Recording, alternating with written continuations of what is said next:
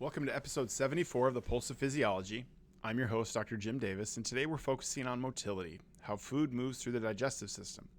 By the end of this episode, you'll be able to describe how the different types of GI motility, understand what regulates gastric emptying, and recognize how motility patterns change in different parts of the GI tract. So let's get started. GI motility involves the contraction and relaxation of smooth muscle in the digestive tract wall.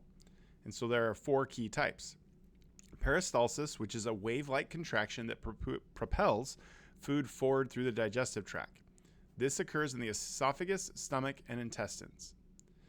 Mixing waves occur in the stomach to churn food with gastric secretions and convert it into chyme.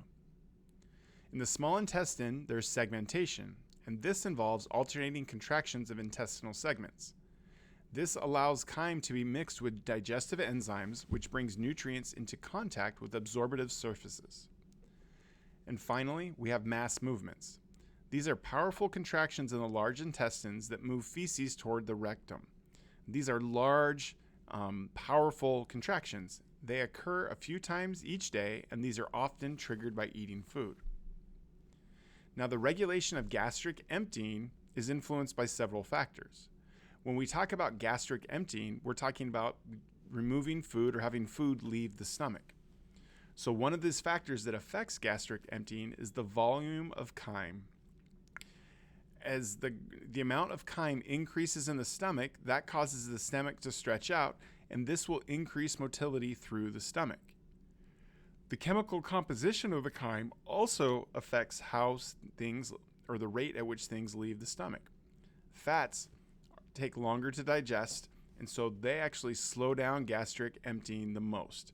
And this occurs via the release of something called cholecystokinin, or CCK. Additionally, acidic chyme also slows down emptying. Okay, and this works in concert with a hormone called secretin.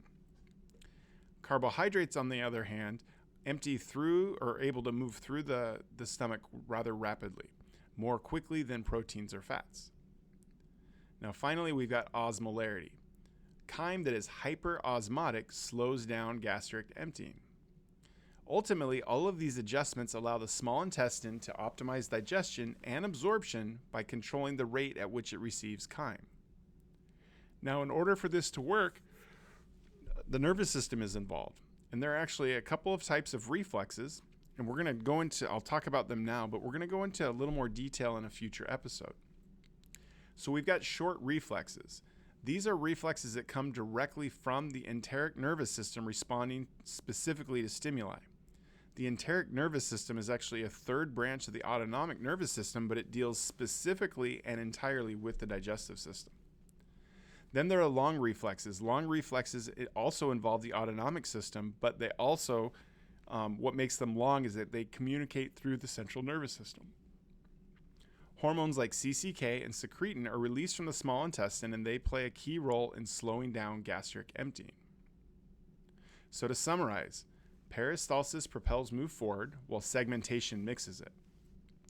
The rate of gastric emptying is influenced by volume, composition, and osmolarity of chyme. Fat and acids slow down emptying, and this is done with the help of hormones such as CCK and secretin. And so that's it for episode 74 of the Pulse of Physiology. Next time, we'll focus on the physiology of digestion, including enzymes and the breakdown of macromolecules.